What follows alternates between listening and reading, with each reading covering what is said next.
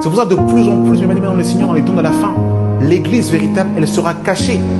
Comme au temps de Jézabel, les véritables prophètes étaient dans les grottes. C'est pour ça ceux qui partiront à l'enlèvement de l'église, ce sera ceux qui seront dans les coulisses et qui seront en train de se préparer pour le grand retour du Maître. C'est pour ça que Jésus veut te sanctifier. Laisse Jésus te laver par les eaux de sa parole. Que la paix de Christ soit votre partage. Nous bénissons le Seigneur pour cette nouvelle étude. Nous voulons parler, mes bien-aimés, le Seigneur, de la pornographie et de ses effets sur la neurologie, sur le cerveau. Nous avons, dans l'audio précédent, parlé de la masturbation et de ses effets sur la conscience. Et aujourd'hui, nous voulons parler de la pornographie et son impact sur la conscience, sur la neurologie de l'homme. C'est un aspect que nous aimons également aussi développer. La Bible dit que le manque de science n'est bon pour personne. Et il est bon de connaître aussi l'impact du péché dans un domaine spirituel, mais aussi dans un domaine physique. Il y a des choses des fois que nous ne voyons pas, mais qui ont réellement un impact et un effet sur nous. Mais des fois, effectivement, il y a des choses que nous ne voyons pas à l'œil nu, mais qui ont réellement un impact sur nos vies.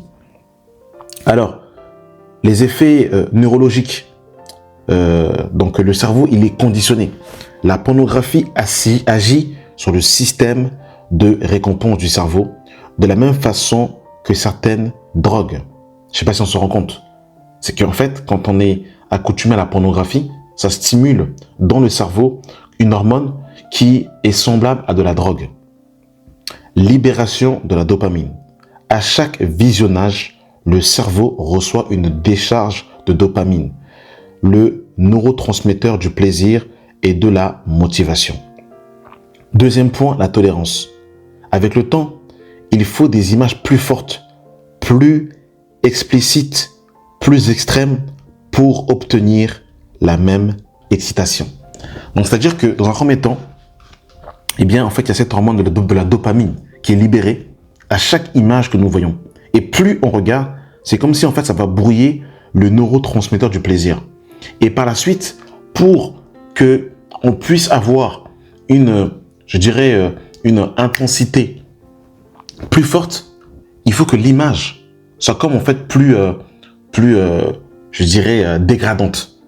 Plus l'image va être dégradante et plus ça va stimuler le plaisir. Et c'est vraiment un fil conducteur, hein. Je nous amène quelque part. Donc, avec le temps, on a vu, il faut des images plus fortes, plus explicites, plus extrêmes pour obtenir la même excitation. L'addiction comportementale. Cela peut créer une boucle où l'individu recherche compulsivement la stimulation pornographique pour ressentir un plaisir artificiel. Waouh, c'est terrible.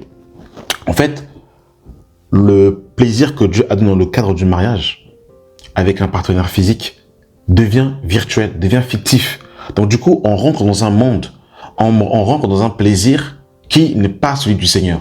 Et bien évidemment, bien que la pornographie, on dit que c'est interdit à moins de 18 ans, certains peuvent se dire, j'ai plus de 18 ans, je peux regarder. C'est des choses qui ont un impact véritablement sur notre âme. La Bible nous dit que l'œil est la lampe du corps. Que si l'œil est en bon état, tout notre corps sera en bon état. Mais que si notre œil est en mauvais état, tout notre corps sera en mauvais état. Et les 5 sens sont également les 5 portes de l'homme. Et bien aimé dans le Seigneur. Dérèglement émotionnel. Le cerveau devient moins sensible aux plaisirs simples.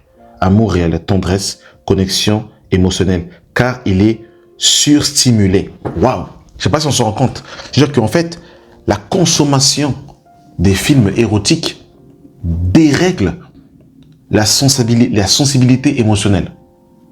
C'est-à-dire qu'on a tellement été surstimulé par des images, par un plaisir fictif, que en fait ça dérègle en fait l'amour réel, la tendresse, la connexion émotionnelle. Waouh! Que Dieu nous aide. La pornographie reprogramme la récompense cérébrale comme une drogue numérique. C'est terrible, hein? C'est vraiment terrible. Et vous devez comprendre que dans cette audio, le but n'est pas de condamner. Le but n'est pas de disqualifier. Mais c'est de montrer un aspect. Parce que vous savez, quand des fois on dit à quelqu'un, tu ne peux pas, c'est bien de dire qu'il ne faut pas regarder quelque chose, mais c'est aussi bien de comprendre pourquoi est-ce qu'il ne faut pas regarder. Parce que s'arrêter simplement à tu ne dois pas, on a besoin des fois, en grandissant, de faire les choses avec compréhension et intelligence spirituelle. Et ça nous donne effectivement de comprendre pourquoi s'exposer à de tels films a un impact sur le subconscient, a un impact sur notre vie sociale et bien évidemment spirituelle. Les effets psychologiques, désensibilisation et isolement sur le plan mental et émotionnel, plusieurs effets sont observés. La première chose, c'est la désensibilisation. Les émotions liées à la sensibilité s'évaporent petit à petit. Waouh! Le deuxième point, c'est objectification. Les autres sont perçus comme des objets de plaisir, pas comme des personnes entières. Donc, du coup, tu prends les transports en commun, tu vois un homme, tu penses directement, en fait, en gros, au plaisir sexuel. Tu vois une femme, tu ne vois pas, entre guillemets, son caractère, tu ne vois pas son QI, tu ne vois pas, en fait, sa moralité spirituelle, mais tu vois directement ses formes et tu veux te marier sur la base de ses formes. Ça, c'est l'effet de la pornographie. Et c'est pour ça que beaucoup font des erreurs sur le choix du conjoint et par la suite, ils ne sont pas heureux. Waouh, c'est terrible. Isolement affectif. L'individu peut préférer la pornographie à la relation réelle, qui demande de la vulnérabilité, de l'écoute et du don de soi.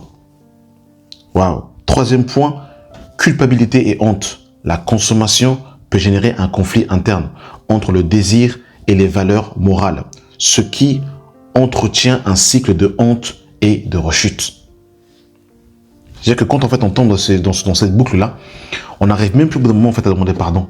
On n'arrive même plus à confesser. En fait, c'est comme si on devient comme vaincu et on accepte et on se dit bon vas-y, j'ai pas le choix, allez bon vas-y. Et du coup en fait on devient terrassé par cela. Mais mon frère, il y a une solution parce que Dieu peut te délivrer de ton état par la foi. La main de Dieu n'est pas trop courte pour sauver.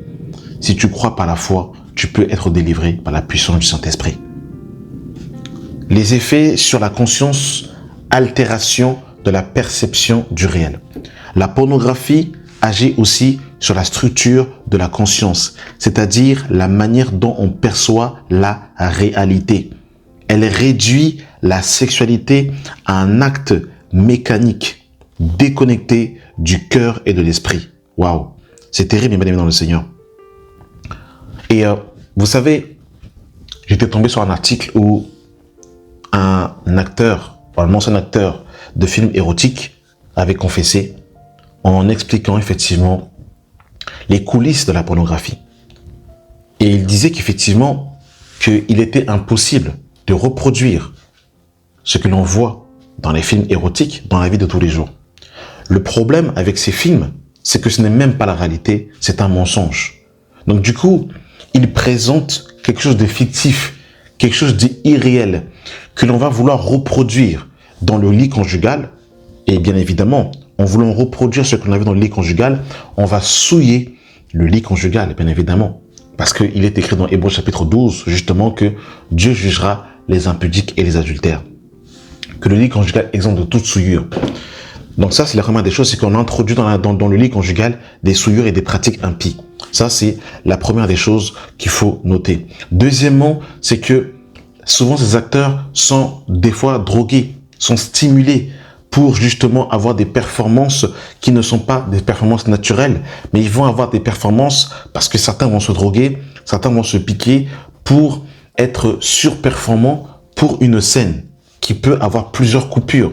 Une scène érotique qui peut durer 10-15 minutes, dans la vérité, a duré peut-être 45-1 heure. Parce qu'il y avait des coupures, donc bien évidemment, je m'appuie sur le témoignage de cet ancien, acteur qui expliquait justement les coulisses et qui expliquait justement le mensonge et qu'il était pas possible de reproduire cela dans la vie de tous les jours. Malheureusement. Donc du coup, quand en fait on pense cela en tant qu'homme, eh bien en fait notre femme devient un objet sexuel. On veut lui faire des acrobaties, on veut la faire à l'hélicoptère, la tourner dans tous les sens parce que on a été conditionné et enseigné par la pornographie et les films érotiques. Et ça, mes bien-aimés dans le Seigneur, c'est vraiment terrible, mes bien-aimés dans le Seigneur. Et il expliquait également que, voilà, qu'il y avait plusieurs scènes, certaines positions qui étaient faites ne peuvent pas être réalisées simplement comme ça. Parce que les scènes qui sont produites ont pour but, justement, eh bien, c'est un but lucratif. C'est-à-dire, certaines actions vont être filmées pour justement stimuler le spectateur à rester scotché sur ces scènes-là en voulant les reproduire. Sauf que c'est pas des actes d'amour, ça devient des actes bestiaux, bien aimés dans le Seigneur, que l'on introduit dans la maison que l'on introduit dans le lit conjugal. Donc, forcément, ça a un impact. Et la femme, malheureusement, est dégradée. Elle est vue comme une sous-création. Elle n'est pas honorée. Donc, du coup, quand on va dans le mariage avec cette pensée-là, bien aimés dans le Seigneur, eh bien, forcément, la pensée est complètement souillée, impure. Et bien aimés dans le Seigneur, que le Seigneur nous vienne en aide. Et on nous dit aussi qu'elle crée une illusion de contrôle. On possède des images, on choisit la scène. Alors que dans la vraie intimité, on apprend à se donner et à recevoir. Et vous savez, c'est une petite parenthèse que je fais aux frères, la femme n'a pas la même notion, n'a pas le même rapport à l'intimité que l'homme. L'homme a un côté bestial, l'homme peut avoir des désirs tous les jours. La femme, c'est pas du tout la même chose. L'approche que l'homme doit avoir à l'égard de la femme est diamétralement opposée à la pornographie. Et quand on a l'impression que nos femmes sont comme les actrices de films érotiques, bah, du coup, en fait, il n'y a plus cette notion d'approche, de tendresse, de délicatesse, cette notion de cultiver le désir chez la femme, cette notion où la femme va se donner, il n'y a plus cela parce que la pornographie a détruit, bien aimé le Seigneur, la conscience et toutes ces choses. Que Dieu nous vienne en aide. Elle crée une illusion de contrôle. On possède des images, on choisit la scène, alors que dans la vraie vie intime, on apprend, on se donne et à recevoir. Elle fausse la perception du partenaire. Attente irréelle, confusion entre érotisme et affection, perte de respect du mythe de l'autre. Vous voyez, comme on disait, en fait, effectivement, en fait, ça devient dégradant pour la femme. La femme devient un objet. La femme n'a plus de valeur. En fait, il n'y a plus la notion de l'édification.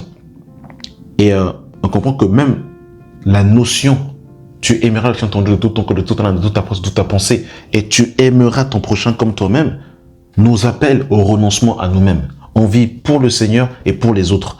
Et même dans la sexualité, il y a la notion de la sainteté de Dieu. Il y a également la notion du rapport avec l'autre. C'est-à-dire que je ne cherche pas mon propre plaisir, mais je cherche le plaisir de mon partenaire. C'est ça, mes bien-aimés mon Seigneur, la définition de la sexualité dans le plan de Dieu. C'est important.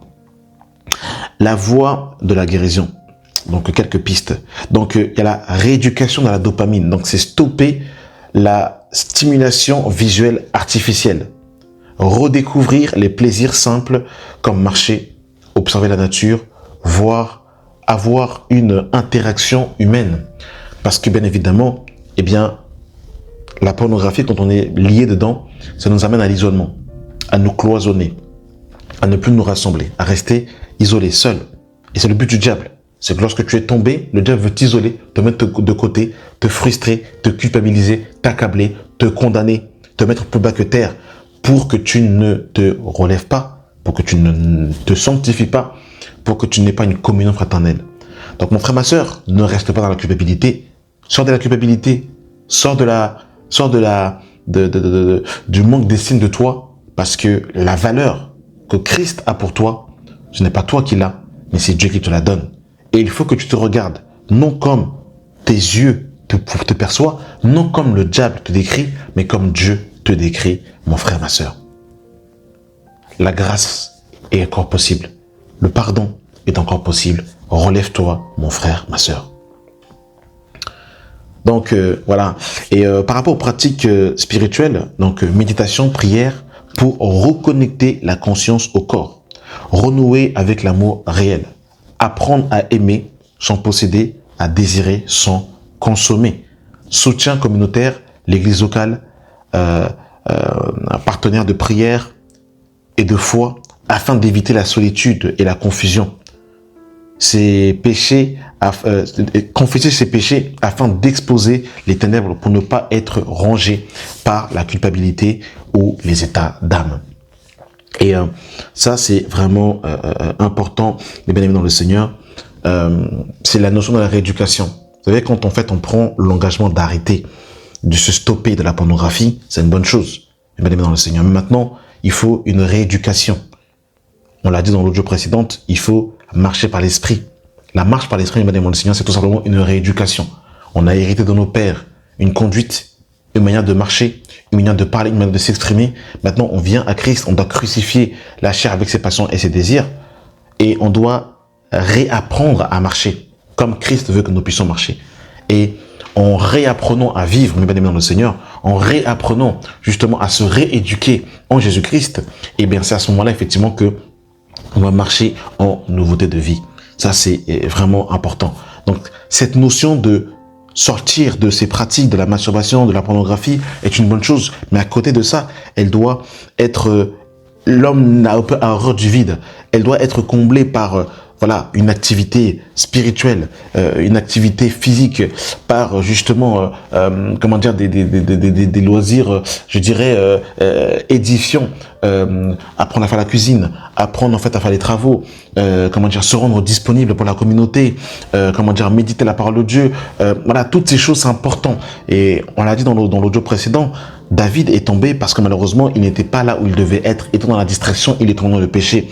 Donc c'est important que d'être en action, de ne pas être dans la oisiveté, de ne pas être dans, je dirais, vous savez, en vérité, l'homme n'a pas été créé pour rien faire. Même dans la notion du Shabbat chez les Hébreux, il y avait la cessation d'activité, mais même dans cette notion de cessation d'activité, ils étaient quand même tournés et orientés vers Yahweh. Il n'y avait pas cette notion d'être, entre guillemets, de ne rien faire pour rien faire. Même dans la notion de rien faire, il y a la notion de la méditation où le cœur est tourné vers Yahweh. L'homme n'a pas été créé pour rien faire. L'homme a été créé pour être dans l'action, pas dans les performances, je précise bien, pas dans, je dirais en fait, les excès d'activité spirituelle pour être spirituel, mais c'est dans la notion d'avancer l'œuvre de Dieu, dans la notion de me rendre disponible pour l'autre. Donc ça, c'est vraiment important, mais bien aimé dans le Seigneur. Donc vous avez vu que la pornographie, les bien aimés dans le Seigneur, a un impact véritablement sur la conscience de l'homme. Ça a un impact sur, effectivement, la sexualité, sur la perception de la sexualité, sur la perception de la sexualité. Et ça détruit clairement, et bien aimé dans le Seigneur, un couple. Beaucoup de couples ont divorcé parce que sexuellement, et bien aimé dans le Seigneur, il y avait cette tare qui est rentrée. Et la pornographie, c'est vraiment un cancer. C'est vraiment un cheval de Troie qui détruit, et bien aimé dans le Seigneur, la vie de famille. Surtout, la pornographie, bien aimé dans le Seigneur, est liée aussi à un autre péché qui est la convoitise.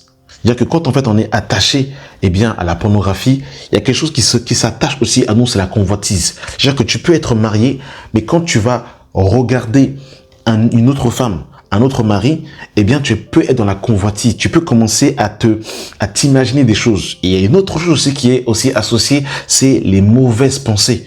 En fait, la convoitise te ramène et te lie aussi aux mauvaises pensées. C'est-à-dire que souvent, les pensées impures qui ne nous quittent pas, c'est souvent lié des fois à ce que nous regardons, qui est lié en fait aussi à la convoitise et qui nous ramène aussi aux mauvaises pensées et qui nous cloisonne dans cela. Donc, on est dans les mauvaises pensées, on a la convoitise et en fait, nos pensées ne sont plus saines. C'est-à-dire que lorsque nous voyons quelque chose, quelqu'un nous parle, c'est comme si notre cerveau va interpréter les choses d'une manière tordue. On va voir en fait quelqu'un poser un acte, on va directement imaginer dans notre cerveau quelque chose d'impur, quelque chose de pornographique. Tu es dans les transports en commun, tu vois quelqu'un, tu t'imagines directement au lit avec lui parce qu'en fait ta pensée est souillée et corrompue. Donc c'est vraiment important de comprendre les effets néfaste de la pornographie sur la conscience, sur le subconscient, sur en fait le rapport que l'on a avec le conjoint, avec notre conjoint, avec voilà la personne en fait opposée à nous, et ça a des effets vraiment terribles. Tu peux même être dans la communion fraternelle et tu entends une prédication, il y a des cantiques qui sont chantés, mais toi tu es dans les mauvaises pensées. C'est terrible en fait. Et pour que ça nous quitte, mes bien-aimés dans le Seigneur, il faut vraiment être lavé, régénéré, mes bien-aimés dans le Seigneur. Il y a une étude que j'aimerais partager avec vous, mes bien-aimés dans le Seigneur, qui est super intéressante. C'est le temps qu'il faut au cerveau pour nettoyer les effets de la pornographie sur le cerveau. Pour que vous compreniez en fait que regarder un film de 5 minutes, c'est comme ouvrir une porte dans le cerveau. C'est comme en fait introduire en fait, je dirais une impureté dans le cerveau, et pour sortir cette, je dirais cette image du subconscient, il faut beaucoup de temps. La pornographie agit sur le système de récompense du cerveau. Dopamine, motivation, désir. Chaque visionnage crée une forte stimulation qui peut renforcer des connexions neuronales liées à l'excitation sexuelle artificielle. Et regardez la durée. Donc, les neuroscientifiques et les témoignages d'anciens consommateurs de pornographie montrent une tendance. Regardez, mes Seigneur. Durée d'abstinence. Effet observé. 2 à 4 semaines, le cerveau commence à désaturer, moins d'envie forte, mais les images peuvent encore revenir souvent. Je ne sais pas si vous vous rendez compte, c'est un truc de fou. 6 à 8 semaines, diminution notable des pensées automatiques, les circuits de récompense se rééquilibrent. 6 à 8 semaines, c'est un truc de fou.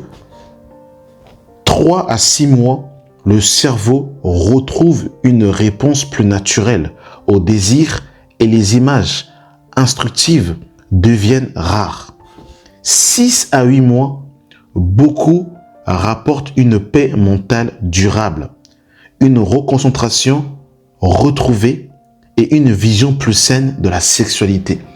Donc, je ne sais pas si on se rend compte, il faut entre 6 à 12 mois de sédation pour que le cerveau retrouve une vision saine de la sexualité. Je ne sais pas si on se rend compte l'effet que ça a sur le cerveau.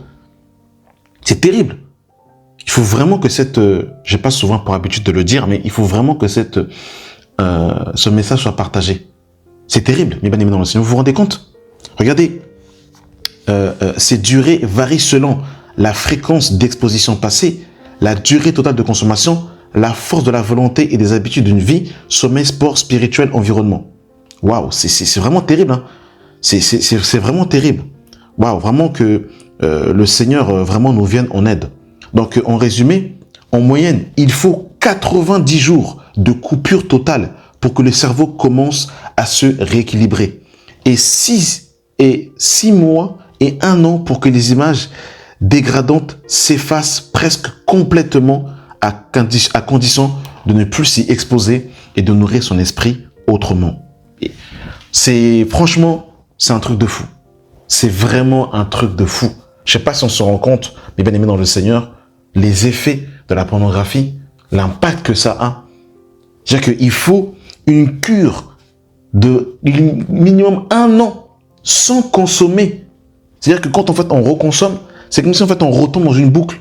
Donc en fait, quand tu as regardé une image impure, et vous vous rendez compte, c'est pour ça, mes bien-aimés dans le Seigneur, c'est pour cette raison que le diable sait, il connaît ces choses.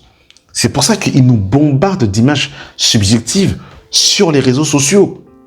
De plus en plus de publicités, des pubs, et encore des pubs, des images partout. En fait, les effets des images, de l'imagerie sur en fait le conscient et le subconscient sont beaucoup plus dangereux que ce que l'on peut croire. Tu vois une image de 5 secondes, tu te dis c'est rien. Mais sauf que aujourd'hui, on passe notre journée sur notre téléphone à scroller. Donc du coup, une image que tu regardes 5 secondes, dans la journée, tu peux faire finalement 30 minutes d'images subjectives que tu regardes. Et si tu ne veilles pas, bien sûr, hein, si on ne veille pas. Et du coup, imaginez-vous le nombre de temps qu'on passe sur notre téléphone, le nombre d'images subjectives auxquelles on est soumis, que ce soit sur nos smartphones, que ce soit à la télévision, que ce soit sur les postes publicitaires, que ce soit à la télévision, que ce soit dans la rue, l'impact que tout cela a sur le conscient et le subconscient si on ne garde pas ses pensées en Jésus-Christ, si on n'est pas dans la victoire sur le péché, ça peut être terrible, bien dans le Seigneur. C'est pour cette raison que des fois, on peut être là, on peut être submergé par de mauvaises pensées, on ignore l'origine, mais c'est ça. Parce que pour que le cerveau se détache de mauvaises images subjectives, des fois, il faut beaucoup de temps. C'est pour ça que vous avez vu que c'est pour ça qu'on ne peut pas rester neutre en fait. Et qu'il faut justement avoir cette notion d'activité spirituelle, d'activité sportive, d'activité de loisir, pour justement en fait ne pas être, je dirais, vide. Parce qu'en fait, quand on rentre ces choses-là, ça a un impact terrible au-dedans de nous. Vraiment que le Seigneur nous vienne en aide. Donc j'ai vraiment voulu, mes bien-aimés, mon Seigneur, nous exhorter sur ces réalités neurologiques. C'est important. Les effets de la pornographie sur la conscience de l'homme. Vraiment, merci d'avoir pris le temps d'écouter cette audio et que la paix de Christ soit votre partage. Amen. C'est pour ça que de plus en plus, mes bien-aimés dans le Seigneur, dans les temps de la fin, l'église véritable, elle sera cachée. Comme au temps de Jézabel, les véritables prophètes étaient dans les grottes. C'est pour ça ceux qui partiront à l'enlèvement de l'église, ce sera ceux qui seront dans les coulisses et qui seront en train de se préparer pour le grand retour du Maître. C'est pour ça que Jésus veut te sanctifier. Laisse Jésus te laver par les eaux de sa parole.